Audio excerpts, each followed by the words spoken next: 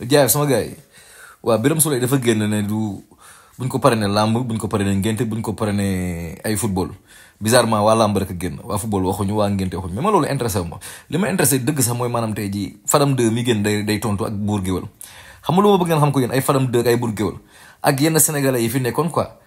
di gis maanaam tey ji xam nga sénégalais dafa tàmm maanaam bu fekkee sa démb rek du loo jox cër tu vois parce que yéen gis ngeen booy yi nekkoon ay opposant affaire yi noonu tey nekk nañ ci état bi defoo la leen nawle ba léegi gëmu leen ni Sonko ak Diomaye ñooy président booy léegi ay borom baat lañ ci dëkk bi yaa ngi dégg li ma lay wax donc Fadam sooy wax bu la neexee mën nga wax tontu kii Birame Souleye mais si ton bu respectueux jàkkaarloog un ministre de la république naan kaan loo yor nga lekk kook loo jamulay kii nii Saint-Fil da ngeen réew da ngeen yabaate muy bur géwal gis naa ngaan koo jàkkaarloo saaga rek ngeen defu vous êtes très impoli xam nga loo bëgg ngeen wax loo bëgg ngeen xam ko mooy la Macky Sall la yoroon bay tëjaate tey ñun ñoo ko yor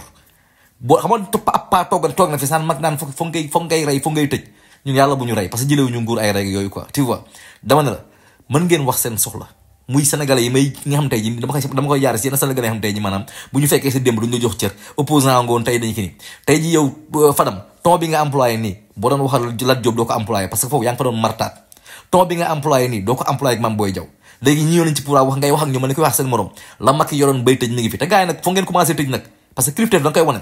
bu leen wane ñu leen di ay ñàkk fayda yooyu parce que ñoom ba léegi gëmuñ ne tey jii maanaam ay kilifa ngeen dañuy jàpp ne ay ñu doon marche di kii ñu leen dóor di leen di pomper ay gaz ñoo fi ne tey ñooy kilifa dëkk bi mu neex leen mu naqari leen booy la fi yàlla teg jël leen tong bu respecté boo leen waxee beneen ministre keneen ko leen fi waxal ko combat personnel laa koy def si kaso bi ngeen di mujjee tëj leen ñii parce que xaw ma dina xaw ma lan la quoi tu vois ñii ay kilifa lañ léegi ñoo yor Sénégal fekk 5 ans coccu ngeen di def tu vois bu seen robinet tëjee ngeen di yuxu yàggatu ay iliman même pas 4 jours ngeen naan ay suukar koor